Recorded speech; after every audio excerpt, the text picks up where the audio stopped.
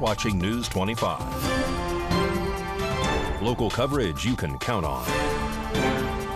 News 25 is brought to you by J.K. Nelson Law, voted best of Pahrump for 4 years. Give them a call, 775-727-9900. News 25 is also brought to you by Gunny's Air Conditioning and Heating. New, service, and repair. Call Gunny's, 775-727-6800.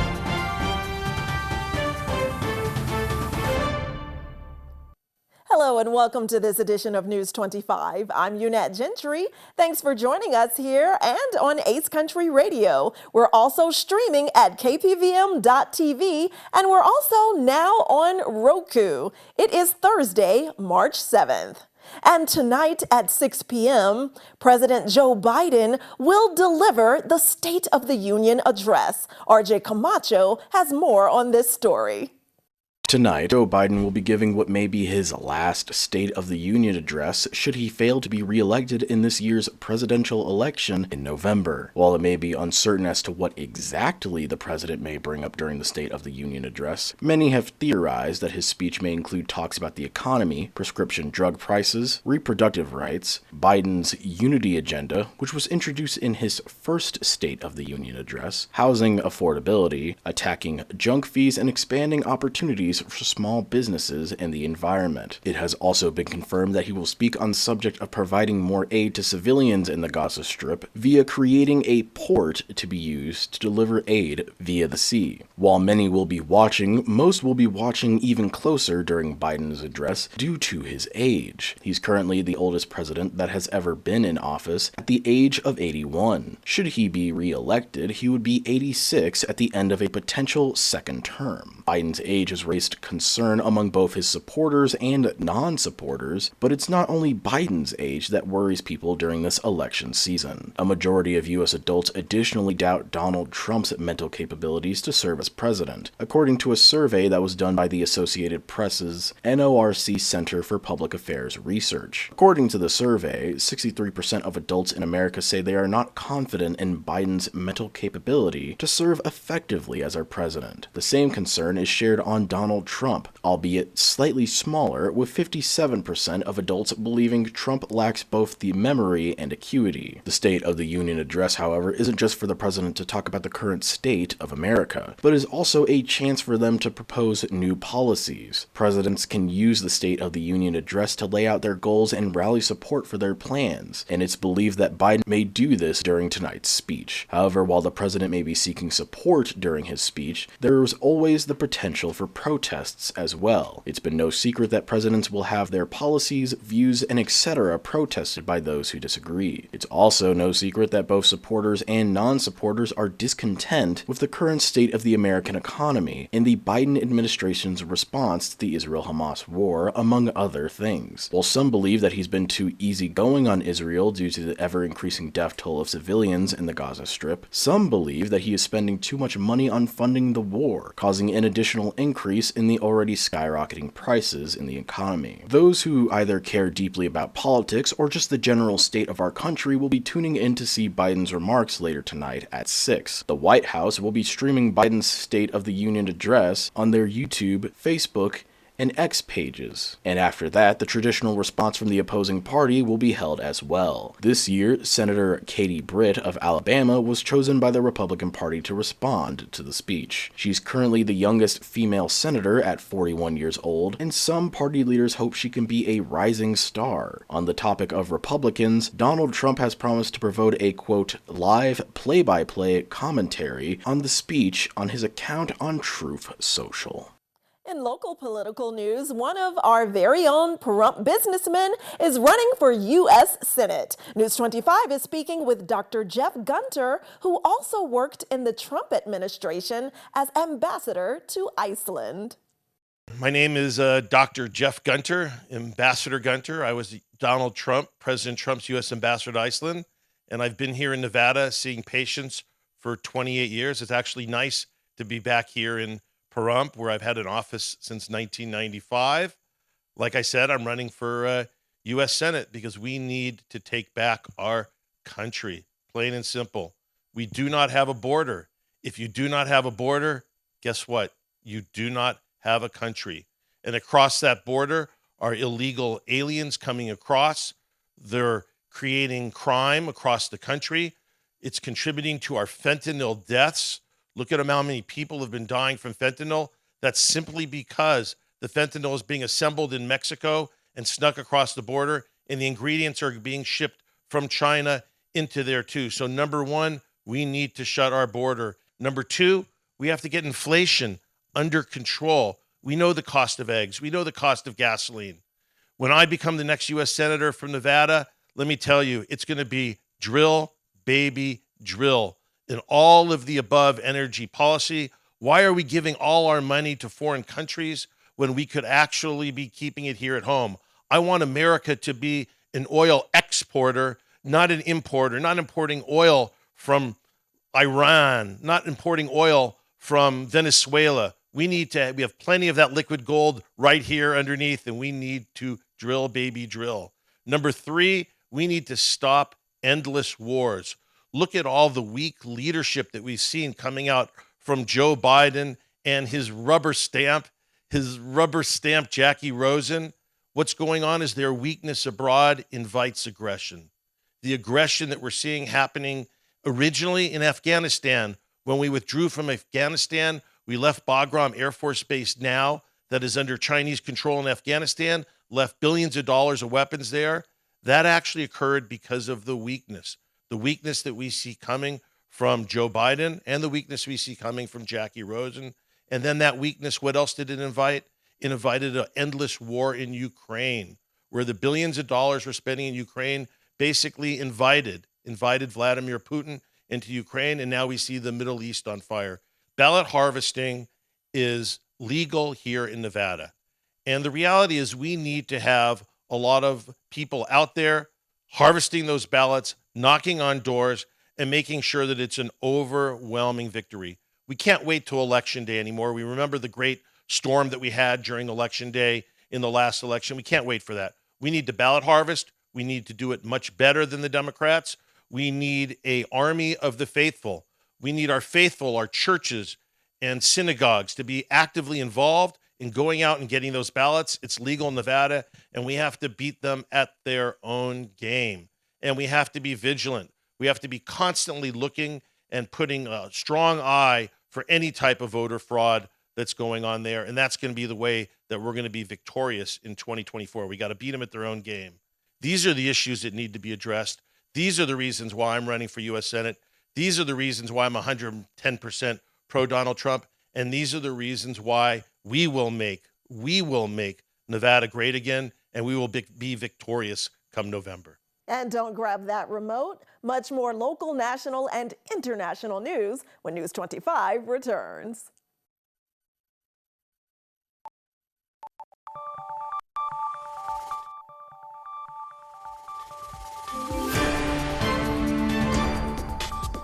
You're watching News 25. Local coverage you can count on. This segment of the news is brought to you by Pahrump's United Rentals. From home to job site, they have all your equipment needs. Call 775-990-4260. Welcome back to News 25. Turning now to international news in the ongoing Israel-Hamas war. Israel increases allegations against the United Nations Relief and Works Agency, and negotiations fail to move forward for any chance of a potential ceasefire. On March 4th, Israel increased its allegations against the UNRWA, which is the UN agency responsible for bringing aid to Palestinian refugees across the Middle East. Initially, Israel accused 12 of the UN agency's employees of having participated in Hamas attacks on southern Israel on October 7th. However, now Israel has accused 450 of the UNRWA's employees, being members of militant groups in the Gaza Strip. According to Felipe Lazzarini, who is the head of the UNRWA, Israel did not provide any evidence to back up these claims, nor had he been informed of any evidence of these claims. According to the UNRW head, the agency provides annual lists of the members of its staff, and he has, quote, never had received the slightest concern about the staff they've been employing. He reported that the only allegation that was communicated to him was Israel's initial claim that 12 of the UNRWA's employees were involved in the October 7th attacks. These verbally communicated allegations resulted in the termination of said employees and has enacted 2 UN-ordered investigations to be conducted. Rear Admiral Daniel Hagari, who is the chief military spokesperson for Israel, went on to state that over 450 UNRWA employees are military operatives in terror groups in Gaza. This is no mere coincidence. This is systematic. There is no claiming we did not know. However, it was reported that he did not provide any names of the alleged employees, nor did he provide any evidence to back up the increased allegation. Meanwhile, the UNRWA has accused Israel of detaining its staffers and using torture and ill treatment to force them into giving false confessions. The agency went on to state that these forced confessions as a result of torture are being used by the Israeli authorities to further spread misinformation about the agency as part of attempts to dismantle UNRWA. This is putting our staff in Gaza at risk and serious implications on our operations in Gaza and around the region. However, while Israel's claims have no evidence to support them, evidence was not provided by the UNRWA for their allegations against Israel either, as of reporting. The next day, on March 5th, it was reported that after 3 days of negotiating, mediators were unable to reach a ceasefire agreement with Hamas, according to Egyptian officials. Nearly 5 months of war has left the vast majority of the Gaza Strip in ruins, in addition to creating a humanitarian crisis that has left many of the displaced Palestinians scrambling for food. Mediating nations Egypt, Qatar, and the US have been spending weeks in order to achieve a breakthrough in regards to a ceasefire agreement, an agreement that would include an influx of aid for Palestinians as well as a hostage exchange. Hamas met in Cairo, Egypt, with mediators in order to propose a new deal, one that would be discussed with Israel in the days to come. However, Hamas has refused to release the estimated 100 hostages it holds, including the remains of approximately 30 more, unless Israel ends its offensive. They additionally demanded that Israel withdraws from Gaza and release a large number of Palestinian prisoners, including senior militants that are currently serving life sentences. U.S. officials have also stated that they are skeptical on whether or not Hamas actually wants a deal, due to the terrorist organization hesitating on numbers that the U.S. and others believe to be a legitimate request, including asking for the names of hostages that are to be released. U.S. Secretary of State Antony Blinken spoke on the matter, stating that it is on Hamas to make decisions about whether it is prepared to engage. We have an opportunity for an immediate ceasefire that can bring hostages home, that can dramatically increase the amount of humanitarian aid getting into Palestinians who so desperately need it, and can set the conditions for an enduring resolution. And if you're looking for something to do this weekend, you're in luck, because Mikey Ruhan is here with your weekend road trip tip.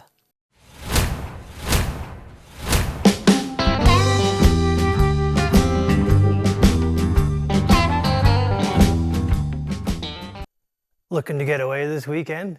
Just about an hour away, right outside of Shoshone, California, Dublin Gulch, a unique collection of old miners' homes constructed into the solidified volcanic ash just outside the town of Shoshone, California. The exact years these homes were built has been lost in history, though it is believed that miners lived in them during a local silver boom. After the miners left, others moved in and continued to occupy the homes. By the 1970s, the homes were largely abandoned. It's possible to reach Dublin Gulch by car or on foot, as it lies a quarter mile up the road besides the Shoshone Cemetery. There is plenty of parking for walkers on the whole wide pullout of Highway 127, immediately south of the town post office. Cars that make the drive up to the homes can park at small gravel parking areas. Homes were built into rock, with some containing fireplaces, chimneys that come out of the top of the stone, multiple rooms, and even garages. It's not possible to enter the Dublin Gulch cave houses. However, with a good flashlight, visitors are able to get a good view inside the screen windows. There's little shade at Dublin Gulch, but you can stop by the shops, and Shoshone visitors to Dublin Gulch can get more information from the nearby Shoshone Museum. Tressa Wask from Pets Are Worth Saving has a cute feral mother cat who happens to be named Kitty. And that kitty is ready for adoption right now. This is Kitty, Kitty. She's approximately a year old. She's Quicksilver and Jubilee's mom. She also was found running wild, but apparently has been handled before because she loves attention. She's, like I said, she's approximately a year old. She hasn't been spayed yet. She is still nursing kittens, so we're waiting for her to dry up. She's a very loving cat once you get her out and start living on her. To learn more about Kitty, you can visit our store at 520 East Street or our website at nevadapaws.com, Facebook page of Pets Are Worth Saving group, or you can call our store at 775-253-5051. She still has to be spayed, and the adoption fees for all of our cats is $85, and that includes spay, neuter, microchip, and all the shots. Don't grab that remote, because after this break, we're giving you important information about VEA district meetings. We'll be right back.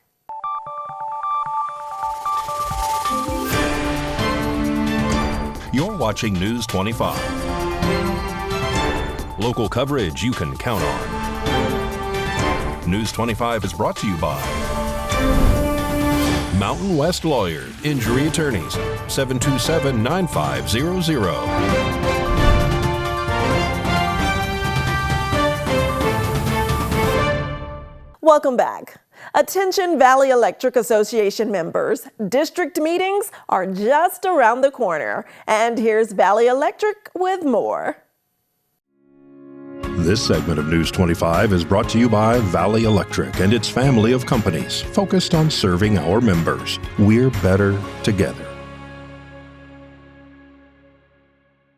Valley Electric's favorite events are coming up. We'll be hosting our annual district meetings for you, the members we proudly serve. We always look forward to this event because it's a great opportunity for the Valley team to talk with our members and answer questions. During these meetings, we'll share a few brief business updates on our financials, give you the latest on the fiber optics projects, and even talk about our team's safety record and so much more. Spending time with you and telling you about our community's energy future is so important to us. In fact, it's essential because everything we do is shaped by the members of our community. As I'm sure you know, the energy industry is in the midst of a massive change. Consumer needs and changing technology impact nearly every aspect of how we manage and deliver energy to local homes, schools, and businesses. You may wonder if your attendance makes a difference. And yes, it does. It allows our members to learn what is happening in the cooperative, from financial wellness to important projects. It's the best way to get educated about your cooperative. Our core purpose and mission is to provide safe, reliable, and affordable power. But as a co-op, we're also motivated by service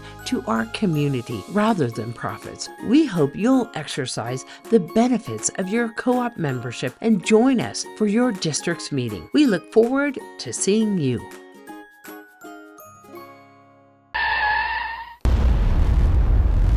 News 25 WeatherCam is brought to you by Lerner and Rowe Injury Attorney's Office in Pahrump. In a wreck, need a check? Call 702-877-1500. All right, let's take a look through our Lerner and Rowe WeatherCam at all of the dark, ominous rain clouds surrounding the valley. We have light precipitation. We'll take a closer look at the forecast and see if there's more rain expected after the break.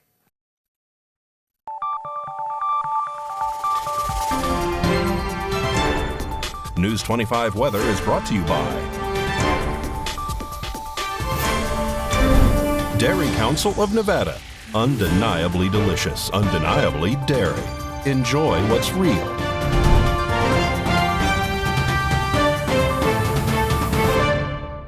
Good evening, Nevada. I'm Roy Rossell here from the Channel 25 Weather Studios and streaming everywhere at KPVM.TV and Roku. Taking a look at Nevada right now, up in northern Nevada, Fernley is at 48 degrees, Fallon is at 51, Carson City and Tonopah are both at 47 degrees, Goldfield is at 50 degrees, Beatty at 62, Amargosa at 67, Las Vegas at 63, and Death Valley at 77 degrees. But here in the Paradise of Pahrump, it is currently 60 degrees. The high just a little while ago was 62 degrees.